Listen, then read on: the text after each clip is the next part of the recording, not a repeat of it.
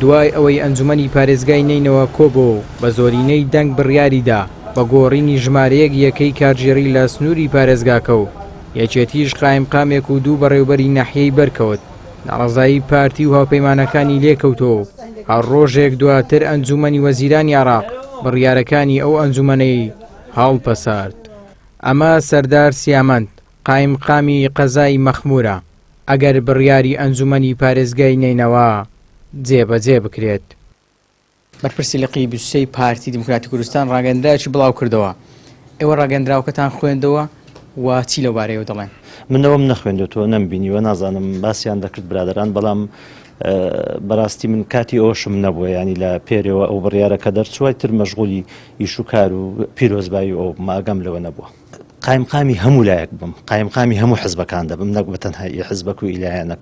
دوێنێ لە بەیاننامەکەی ئەنجومەنی پارێزگای نینەوەتان بینی یعنی ئەوە ئیستحقاقاتی ئینتیخاباتیە هەموو کوتلەکان حسەی خۆیان وەرگرتیە تو دوجار ئەوە بڕیارەوە ئەنجومەنی پارێزگا هەڵبژێردراوە و هەموو کوتلەکان حسەی خۆیان وەرگرتیەوە و یەکێتی نیشتیمانی کوردستانیش لەو قۆناغی ئێستا سێ پۆستی بەبەرکەوتووە کە سێ کاندیدی داناوە و لە ئەنجومەنی پارێزگا دەنجیان لەسەرداوە و بەیاننامەکەش ڕوونەوە ئاشکرایە و وەڵامە لە بۆ حکوومەتی عێراقی و لە بۆ هەموو لایەک. پارتی دیموکراتی کوردستان دەڵێت قبوڵی ناکات قایمقامی قەزاکە بدرێتە یەکێتی نیشتیمانی کوردستان و سنوورەکە بە سنووری خۆیان دەزانن. پەیام پەیوەندی با لقی 23 پارتی کرد بەڵام بە بیانووی کۆنفرانسی ناوخۆیی پارتەکەیانەوە ئامادە نەبوون لەو بارەیەوە قسە بکەن. بەرپرسی لقی 23 پارتی لە بڵاوکراوەیەکدا ڕایگەیاندووە هیچ هێزێک ناتوانێ بڕیاری نایاسایی و نادەستوری جێبەجێ بکات. بەسەراحەت پێ دەڵێم سەردانی سەرۆکی پارتی سەردانێکی حیزبیە ڕۆژنامە نووسێکیش پێی وایە پارتی هەموو ڕێگایەک دەگرێتە بەر بۆ ئەوەی بڕیارەکە ڕابگرێت و دەڵێت ئەو دوو هێزە دەسەڵاتەکانیان ڕادەست ناکەن. طبعا پارتی دیموکراتی کوردستانیش ئەوەی قبول ناکە کە قبولیشی ناکە هەموو ڕێگایەک دەگرێتە بەر بۆی کە ئەم بڕیارە هەڵوەشێتەوە.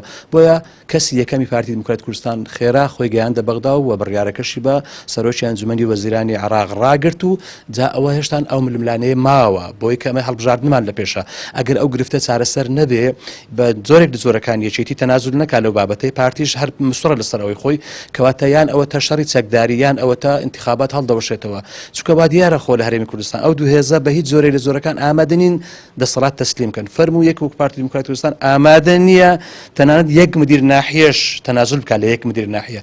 کەواتە بەڕاستی لە هەرێمی کوردستان ئێمە پێویستمان بەوەیە عەقڵیەتی سیاسی بگۆڕدرێ بە شێوازێک لە شێوازەکان ئەو دیموکراسی کە چەندین ساڵە بانگەشەی دەکەن بیکەنە واقعی.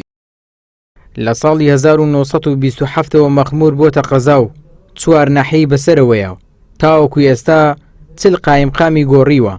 پێدەچێت ئەم جارە گۆڕینی قایمقامەکەی کێشەی گەورە دروست بکات و بگاتە ئەو ئاستەی هەڵبژاردنی پەرلەمانی کوردستانیش دوا بخات.